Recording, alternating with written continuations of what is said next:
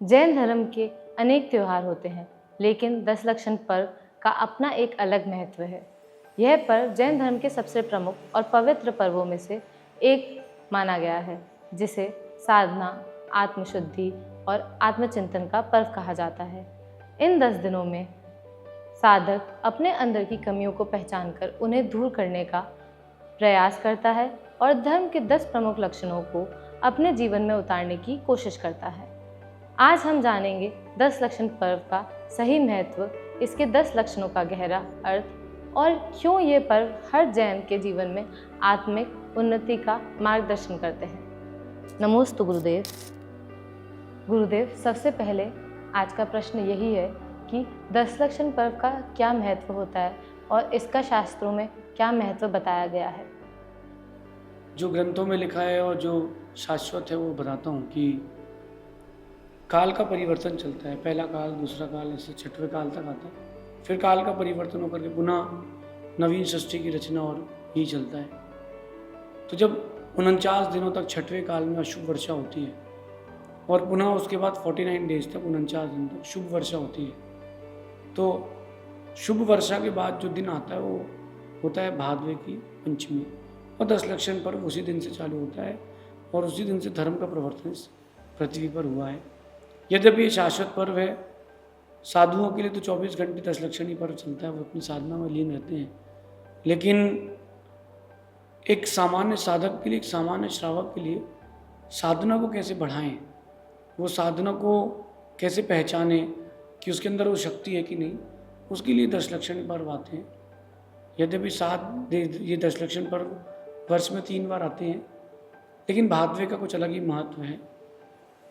वो भादवे का महीना ही व्रतों का महीना है, तो जो भादवे के महीने में तपस्या कर लेता है वो पूरे साल भर की तपस्या का फल भी प्राप्त कर लेता है। इसलिए 10 लक्षण पर्व है, हम अपने अंदर की शक्ति को पहचानें कि हम भी वो कर सकते हैं। 10 दिन के साथ साथ और भी आगे बढ़ के हम जितना अधिक हो सके साधना के महत्व को समझें। इन 10 दिनों में जितना हो सके उतना अधिक खुद को पहचानें, जितनी तपस्या हो सकती है उतनी तपस्या भी करें, ताकि हम आगे जाकर के कैसे हम भी भगवान बन सकते हैं, उस प्रक्रिया में हम भी अपना योगदान दें। ये जो 10 लक्षण है, इसमें 10 गुण जो होते हैं वो कौन कौन से होते हैं और उनका क्या महत्व रहता है। देखिए, 10 दिन जो पर्युषण पर्व है, क्रम से एक एक दिन एक एक धर्म की अपन चर्चा करते हैं।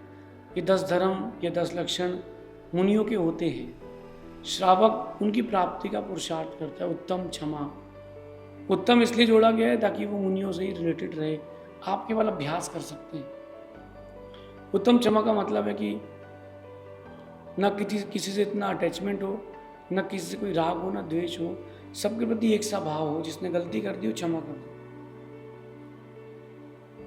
प्रकृति की में या फिर जैन दर्शन में ये 3 बार साल में क्यों आता है? साल में 3 बार इसलिए आता है ताकि हर 4 महीने में आप अपने मन की बात को बाहर निकाल दें और एक शांत मन से एक दूसरे के साथ रहें।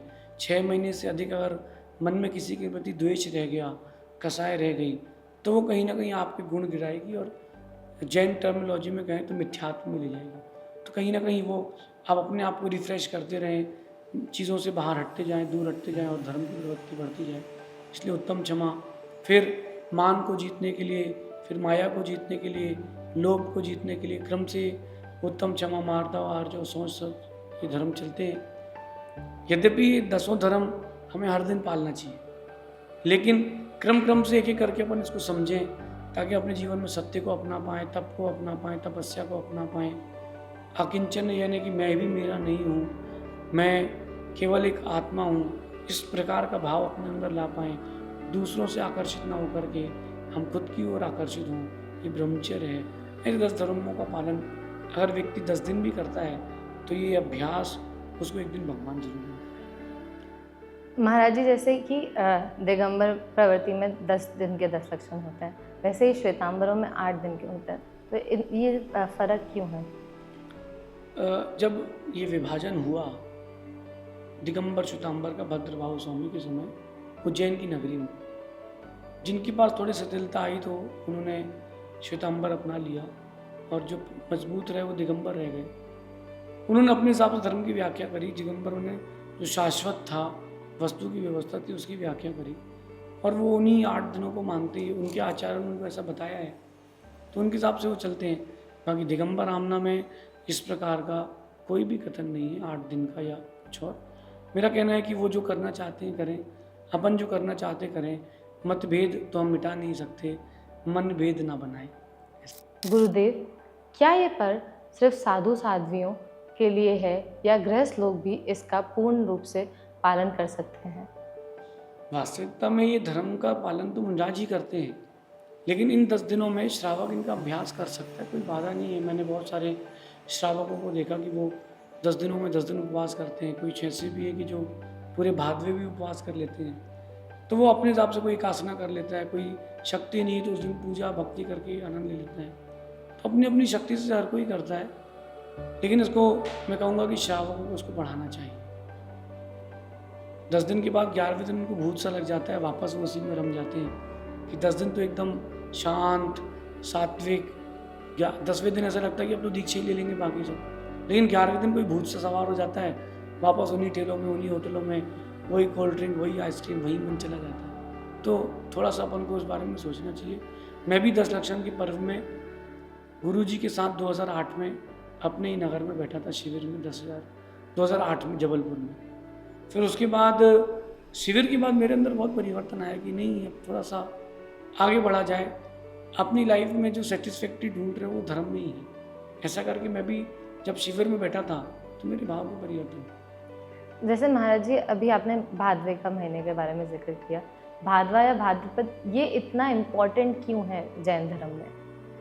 देखिए, भादों के महीने में जितने व्रत आते हैं, एक बात तो ये कि जो जितने व्रत साल भर में आते हैं तपस्या के लिए, उतने व्रत अकेले भादवे में आते हैं। अब बात यहाँ ये है कि करना क्यों है तपस्या, क्यों व्रत करना है, क्यों 10 लक्षण पर्व मनाना है। मैं कहता हूँ तन मिला है तो तपस्या करो। दूध को तपाना है तो बर्तन को तपाना पड़ता है। जब तक आप इस शरीर को तपाओगे नहीं, तब तक अपनी आत्मा को पवित्र नहीं कर पाओगे। जो अपन ने बुरे कर्मों के द्वारा पाप का संग्रह किया है, उससे कब छूटोगे। अपन ये भी नहीं कह सकते कि भाई मैं बुरा नहीं करता किसी का। आप गंगा घाट जाके देख लीजिए, हर किसी को अपने कर्मों का पता है। गंगा घाट में भी यूँ ही भीड़ नहीं होती। जब पता है कि तुमने अच्छे बुरे सभी काम किए हैं, तो उन बुरे कर्मों के क्षय के लिए हमें कम से कम तपस्या करना तो चाहिए। पर ये भादवा का महीना पूरा तपस्या का ही रहता है ऐसा। तो जो ये भादवा का महीना तपस्या का बताया जा रहा है, तो ये क्या किसी ग्रंथ में लिखा है या हमें कैसे पता चला या समझ है कि भादवा इतना इम्पोर्टेंट महीना है? देखिए, जो वर्तमान युग के ग्रंथ जिनको अपन पुराण संग्रह या पुराण ग्रंथ कहते हैं, उनमें इन सारे व्रतों का वर्णन है। कुछ पर्व होते शाश्वत, मतलब वो थे हैं रहेंगे, सनातन पर्व है। कुछ पर्व ऐसे होते हैं जिनको अपन बीच बीच में मनाते हैं, जैसे शुद्ध पंचमी है। शुद्ध पंचमी हम षटखंडागम के लेखन से मनाते हैं। गुरु पूर्णिमा हम भगवान महावीर स्वामी से उसको जोड़ लेते हैं। और भी बीच में बहुत सारे व्रत आते हैं। रक्षाबंधन भी नैमित्तिक पर्व भी निकला ही है। तो इन पर्वों को अपन ने बीच बीच में बनाया है। नैमित्तिक किसी निमित्त से बन गए। मुकुट सप्तमी, भगवान महावीर स्वामी का निर्वाण उत्सव, ये नैमित्तिक पर्व है, किसी कारण से आए।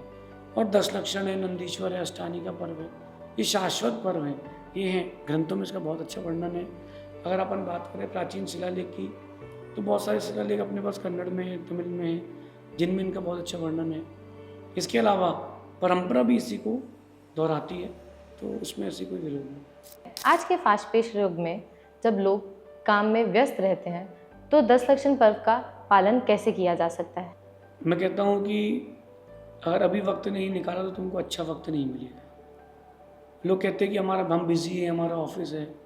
जब तुमको कहीं बाहर जाना होता तब छुट्टी मारते हो ना। जब आप बीमार पड़ते हो तो छुट्टी मारते हो ना। आपकी ससुराल में शादी हो तो छुट्टी मार के जाते हो ना। जब उस दिनों के लिए छुट्टी ले सकते हो तो इन दिनों के लिए भी ले सकते हो। डॉक्टर के पास जाना अपॉइंटमेंट हो तो 3 घंटे पहले पहुंच जाते हो। अगर किसी को जयपुर से इंदौर अपॉइंटमेंट में जाना है, मुंबई जाना है, तो वो पहले से ही पहुंच जाता है, 2 घंटे पहले, 1 दिन पहले पहुंच जाता है, कहीं कुछ मिस ना हो जाए। तो अपन जब डॉक्टर के पास जाने के लिए इतना, या किसी हॉलीडे के लिए कहीं बाहर जाने के लिए इतना अपन लोग सब मैनेजमेंट करते हैं, 10 दिन तो करनी चाहिए। अगर इस बार की मैं बात करूँ तो सैटरडे संडे तो 2 आएंगे, तो 4 दिन तो छुट्टी वो हो ही गई, 6 दिन की छुट्टी मारो। जो छुट्टी नहीं मिल रही नौकरी छोड़ दो, मैं कहता हूँ कोई ज़रूरत नहीं है। अगर आपके धर्म में कोई चीज़ बाधा उत्पन्न कर रही है तो उसके पास और उसके साथ रहने की कोई ज़रूरत नहीं। गुरुदेव, इस पर्व के दौरान कौन से विशेष नियम और व्रत का पालन करना चाहिए? सबसे पहली बात है कि इन 10 दिनों को सात्विकता से जीना चाहिए। ब्रह्मचर्य व्रत, पूर्ण ब्रह्मचर्य व्रत से दिन निकालना चाहिए। भगवान की सुबह उठते ही पूजा, अभिषेक, साथ में गुरु जी हों तो उनका प्रवचन सुने, चर्या कराएं। लेकिन जब आप भोजन करने बैठे तो एक अपने आप को लिमिटेशंस में लाएं। अगर आप अपने आप को लिमिटेशंस में लेकर के चलते हो तो आप अनलिमिटेड हो जाओगे। 10 दिन जैसे बहुत सारे श्रावक हरी नहीं खाते, कोई लोग एक आसना करते हैं, कोई उपवास भी करते हैं, कोई एक दिन छोड़ एक उपवास करते हैं, कई ऐसे भी है कि मौन से साधना करते हैं। बहुत सारे प्रकार की तपस्या, हमारे पास 12 प्रकार के तप हैं। किसी से भूख सहन नहीं होती तो वो ऊन उदर कर सकता है। ऊन उदर, भूख से थोड़ा कम खा लो, 4 रोटी खाते हो तो 3 खा लो, 3.5 खा लो, थोड़ा शरीर को खाली छोड़ दो, ये भी तपस्या है।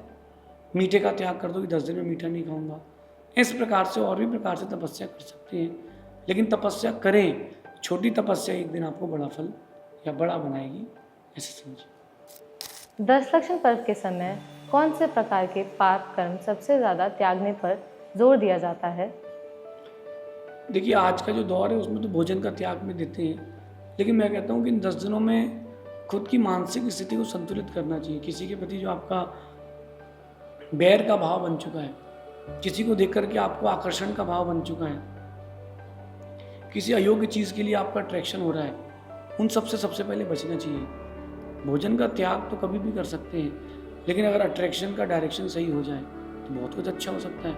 इन 10 दिनों में जिससे दुश्मनी थी, बैर था, जिसको ब्लॉक किया है, उससे क्षमा मांग लो। वो होता क्या है ना कि एक व्यक्ति बना लेता है मिच्छामि दुक्कड़म, एक ने बना लिया मिच्छामि दुक्कड़म। अच्छा, उसको पता ही नहीं कि मिच्छामि दुक्कड़म गलत लिख रहा है। जिनवाणी में लिखा है, सिद्धांतों में लिखा है मिच्छा में दुक्कड़म, और लोग पोस्टर बना देते हैं मिच्छामि दुक्कड़म। और वो मिच्छामि दुक्कड़म में एक ने फोटो चिपकाई, दूसरे चिपकाई, तीसरे चिपकाई, चैट जीपीटी खोला, एक अपना पोस्टर बनाया और वही स्क्रॉल करके आगे 25 लोगों को भेज दिया। तुमने जिसको ब्लॉक किया है, जिसके साथ तुम्हारा मनमुटाव है, कभी तुमने उसको फ़ोन लगा के बोला कि यार क्षमा करना भी है? हो सकता है कोई रास्ता खुल जाए। आप अपनी तरफ क्षमा मांग लो, आप अपनी तरफ से खाली हो जाओ। अगर वो भरा रहे तो भरा रहे। भगवान पारसनाथ तो खाली हो गए थे ना, सामने वाला भरा था तो भरा रहे, उससे क्या फ़र्क पड़ता है। लेकिन देखा सीखी नहीं करें, अंदर हृदय से क्षमा मांगें तो बात है। क्या इस पर्व का कोई प्रत्यक्ष आध्यात्मिक लाभ हमारे जीवन में देखा जा सकता है? देखिए, प्रत्यक्ष लाभ और अगर बात करूँ मैं, आप तो मैं ही बैठा हूँ। हमने बहुत सारे संघ में साधु भगवंतों को देखा कि इन 10 दिनों में उनके अंदर बहुत परिवर्तन आया।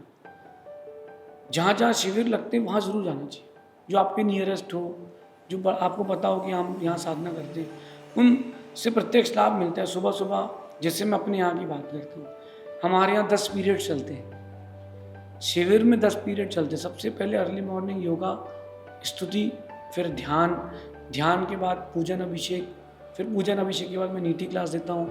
नीति के बाद फिर होता है पूजन विधान, फिर होता है प्रवचन, फिर सबका मम्मम, सब शुद्ध भोजन करें, शोधन करके, नीचे देख करके, त्यागी वृत्तियों की तरह मांगे ना। अपन एक थोड़ा सा अपने आप को शांत प्रस्तुत करने का और शांत होने का प्रयास करें। इसके बाद सभी माला फेरते हैं, मंत्रों का जाप करते हैं, कुछ याद करते हैं, पढ़ते हैं, रिलैक्स होते हैं। फिर दोपहर में फिर क्लास लगती है, फिर एक क्लास में पढ़ाता हूँ तत्वार सूत्र की। फिर इसके बाद सब थोड़ा 10-15 मिनट का रिलैक्स, जलपान, किसी को फल लेना हो, शाम को भोजन नहीं करो, शरीर को थोड़ा रेस्ट दो। फिर इसके बाद प्रतिक्रमण, प्रतिक्रमण के बाद किसी के मन की जिज्ञासाओं का समाधान। फिर इसके बाद भगवान की भक्ति के साथ गुरुओं की आरती। अब इसके बाद आप जाके अपनी माला फिर के रेस्ट करें। इन सारी प्रक्रियाओं में दिन भर समय नहीं मिलता। अगर कोई शिविर में बैठता है और जब दिन भर समय नहीं मिलता तो उसकी रुचि होती है कि यार हम ये भी कर सकते हैं, पता ही नहीं ना कि हम ये कर सकते हैं। हम तो बाहर की चीज़ों में लगे हुए हैं। व्यक्ति को पता है कि मैं पैसा कमा सकता हूँ, उसको ये नहीं पता कि मैं तपस्या भी कर सकता हूँ। तो ये शिविर में तो ऐसा होता है। बाकी घर में रह करके अगर आप एक आसना भी करते हैं, भक्ति भी करते हैं, जितना कर सकते हैं उतना तो करें। अंत में गुरुदेव, आप हमें ये बताएं कि जो हर श्रावक श्राविका को प्रेरणा दे सके, ऐसा कोई संदेश जिससे वो इस व्रत का पूर्ण रूप से पालन कर सके। मैं वो एक ही बात कहता हूँ कि आप मन को जितना साफ रख सकते हैं रखें। मंदिर के बाहर लिखा होता है कि हाथ पैर धो करके आएँ, चमड़े की वस्तु बाहर निकाल करके आएँ। क्या आपको लगता है कि इतना सा अकेले कर लेने से कोई धर्मात्मा हो जाएगा? मन साफ है नहीं, दिल साफ है नहीं, और वो मंदिर आ रहा है तो मुझे लग रहा है कि वो कुछ नहीं कर पाएगा, क्योंकि गंदे पात्र में पानी और भर लो, पानी भी गंदा हो जाएगा। तो जब मंदिर आए तो मैं तो कई बार ये बात बोलता हूँ कि जब कोई व्यवस्थापक मंदिर का हो तो मंदिर के बाहर लिखा है कि चमड़े की वस्तु, जूते मोजे और मान कसाए बाहर छोड़ के, हाथ पैर और मन साफ करके। अगर आप ऐसे मंदिर आते हो और ऐसे इस पर्व को मनाते हो तो अपना करना सार्थक है, वरना जो अपन ने किया सब व्यर्थ ही है। हाथी नहाता है, बाहर निकलते ही धूल अपने ऊपर डाल लेते, उसको बहुत मज़ा आता है। तो श्रावक भी 10 दिन बहुत धर्मात्मा बन जाते हैं, भदैया बन जाते हैं, मैं तो धर्मात्मा, ओम नमः स्वाहा, ओम उत्तम क्षमा धर्मांगाय नमो नमः, खूब स्वाहा करता है। 11वें दिन बाहर निकल के वही पुरानी घिसी पिटी जिंदगी। तो क्या जिंदगी? मैंने पुराने दिन एक बात कही थी कि अगर नए साल आता है और नए साल में आपने खुद को नहीं बदला तो क्या नया साल हो? तो कैलेंडर बदला है, तुम तो वही हो। अगर इन भादवों के दिन में आपने खुद को नहीं बदला है तो साल बदला है, तुमने क्या हुआ? तुमने खुद को बदला। खुद को बदलने की प्रक्रिया है, हम उसको केवल एक धार्मिक प्रक्रिया ना माने, इसको एक आंतरिक प्रक्रिया भी माने, जो हमारे अंदर स्पिरिचुअलिज्म भी डेवलप करे। 10 लक्षण पर्व हमें याद दिलाता है कि हमारा असली लक्ष्य केवल जीवन जीना नहीं, बल्कि जीवन को सुधार कर मोक्ष की ओर बढ़ना है। आशा है कि महाराज जी के मार्गदर्शन से हम सब अपने जीवन में इन 10 गुणों को अपना पाएंगे। अगले एपिसोड में मिलते हैं एक नए प्रश्न के साथ। नमोस्तु गुरुदेव।